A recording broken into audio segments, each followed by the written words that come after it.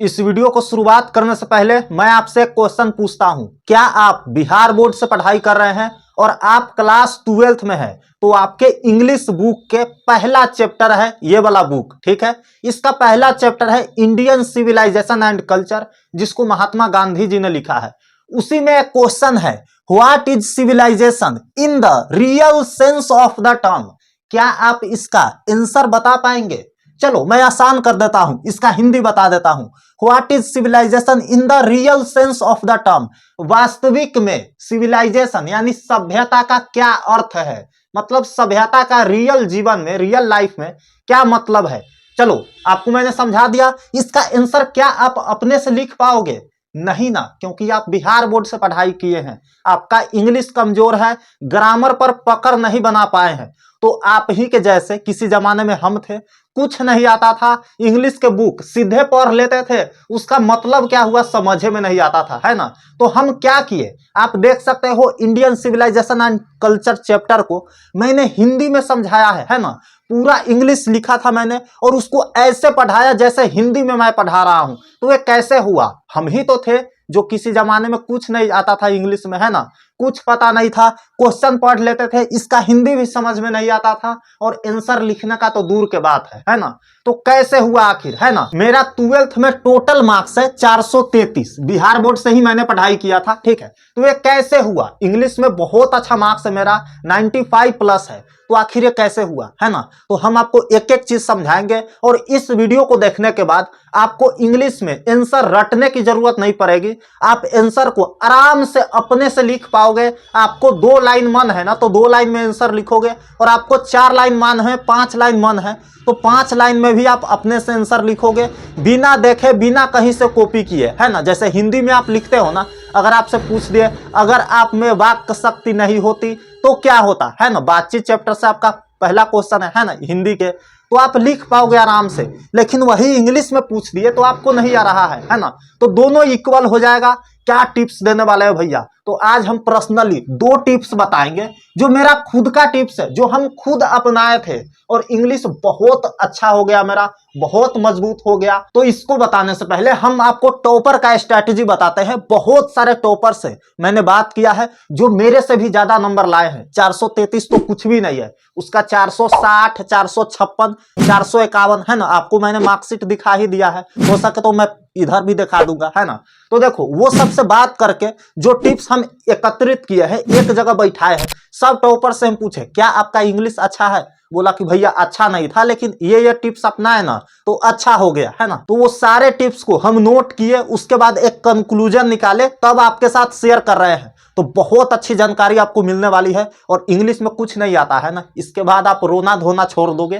तो चलो टिप्स को समझते हैं। इसके अलावा भी हम इसमें इंपॉर्टेंट बात बताएंगे और इस टिप्स को लेकर के जाना, जो 2 टिप्स हम आपको पर्सनली बताने वाले हैं, ठीक है, जिसको हमने खुद इंप्लीमेंट करा है। तो पहला टिप्स है हमारा, आंसर सोर्स को समझो पहले। आंसर सोर्स क्या होता है? तो जहां से आंसर निकल करके आया, जैसे ये क्वेश्चन का आंसर कहां से निकल करके आएगा भैया? इंडियन सिविलाइजेशन एंड कल्चर से निकल करके आएगा, है ना। तो पहले आंसर सोर्स को समझो। जैसे चैप्टर है, आपने अच्छा से पढ़ा ही नहीं है, आपको चैप्टर समझ में आया ही नहीं है, चैप्टर में क्या बात हुआ है, कौन कौन सा कांड हुआ है, कौन कौन सा कहानी हुआ है, आपको पता नहीं है, तो आपको आंसर याद होने वाला नहीं है, क्योंकि आपको पहले समझना होगा वहां। तो चैप्टर पर पकड़ बनाओ। आप ऑफलाइन पढ़ रहे हैं, ऑनलाइन पढ़ रहे हैं, अगर ऑनलाइन पढ़ रहे हैं, किसी लाइन का हिंदी मास्टर समझा दिए लेकिन आपको समझ में नहीं आया, तो आपको क्या करना है? गूगल करना है, दूसरा वीडियो देखना है, उसी समय उसको समझना है, क्योंकि हो सके उसी से क्वेश्चन आ जाए और उसका आंसर आप समझे ही नहीं है, स्टेटमेंट को आपको लाइन समझ में नहीं आया है, तो आप आंसर नहीं लिख पाओगे, है ना। तो सबसे पहले आपको चैप्टर को समझना है, चैप्टर में क्या क्या बात हुआ है आपको अच्छे से मालूम होना चाहिए, तब जाकर के आंसर को आप अच्छे से याद कर पाओगे। तो ये पॉइंट क्लियर हो गया होगा कि आंसर सोर्स को पहले समझना है। आंसर सोर्स मतलब क्या? जहां से क्वेश्चन आंसर निकल करके आया है वो चीज आपको अच्छे से समझ में आना चाहिए, तब आपको याद करने की जरूरत ही नहीं पड़ेगा, ठीक है। दूसरा बहुत ही बेहतरीन टिप्स है हमारा, आंसर को छोटे पार्ट में तोड़ो, है ना। आप सोचते हो आप बिगिनर हो, शुरुआती हो, एक के बार में सोचते हो सारा याद कर ले, शुरू से अंत कर दे एक के बार में, नहीं होगा मेरे भाई। अगर 2 लाइन का आंसर है ना, तो पहले 1 लाइन में से आधा लाइन याद करो, 2-3 बार बोल करके ट्राई करो, उसके बाद पूरा लाइन याद करो, उसके बाद दूसरे लाइन में जाओ, है ना। 2 लाइन का आंसर भी आपको सोच समझ करके याद करना है। आप 3-4 लाइन के आंसर एक के बार शुरू से अंत कर देते हो तो याद नहीं होगा। समझ में आया ना। तो छोटे छोटे पार्ट में तोड़ना है, ठीक है, छोटे छोटे पार्ट में डिवाइड करना है, तब जाकर के आपको आंसर याद होगा। ये स्टोरी बनाओ, आपको एक कहानी की तरह इमेजिन करना है। अच्छा, गांधी जी पहले यहाँ गए थे, फिर लंदन से पढ़ाई करके यहाँ आए, फिर धोती कुर्ता में रहने लगे। तो ये चीज आपको कहानी बनाना है, अपने मन में इमेजिनेशन करना है, तब आपको अच्छे से याद हो पाएगा, है ना। सारा टॉपर यही बताया है कि हम कहानी बनाते थे, एक वर्चुअल कहानी बना देते थे, वर्चुअल स्टोरी क्रिएट कर देते थे अपने माइंड में, तब सारा आंसर याद हो जाता था। एक के बाद एक स्टेप, इसके बाद क्या हुआ, इसके बाद क्या हुआ, एक कहानी की तरह आप याद करोगे ना तो आप अच्छे से लिख पाओगे, है ना। और अंत में हम यह भी बताएंगे जो हमारा टिप्स में होगा, आप अपने से कैसे लिख पाओगे अगर इंग्लिश नहीं भी आता है फिर भी, है ना। तो मजा आने वाला है, बने रहना लास्ट तक।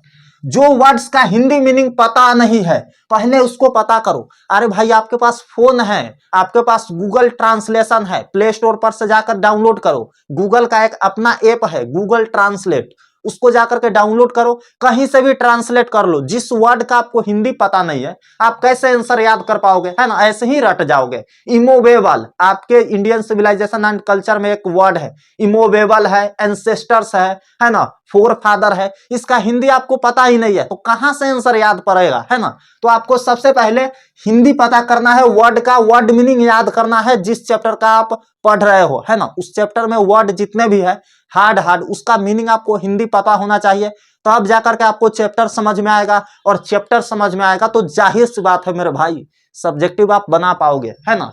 अगला पॉइंट है आंसर में इंपॉर्टेंट वर्ड को हाईलाइट करो। बिल्कुल, जो इंपॉर्टेंट वर्ड है, जैसे आंसर 1-2 लाइन का है, उसमें 2-4 इंपॉर्टेंट वर्ड होगा, उसी के बेस पर आंसर तैयार होता है ना। बाकी इज द का तो कोई मतलब नहीं होता है। जैसे इसमें क्वेश्चन में कौन सा इंपॉर्टेंट वर्ड है पता है, एक सिविलाइजेशन है और एक रियल सेंस है, मतलब सभ्यता का रियल जीवन में, वास्तविक जीवन में मतलब क्या है ना। तो 2 ही वर्ड इंपॉर्टेंट है, बाकी व्हाट इज इन द, ये सब तो ऐसे ही है।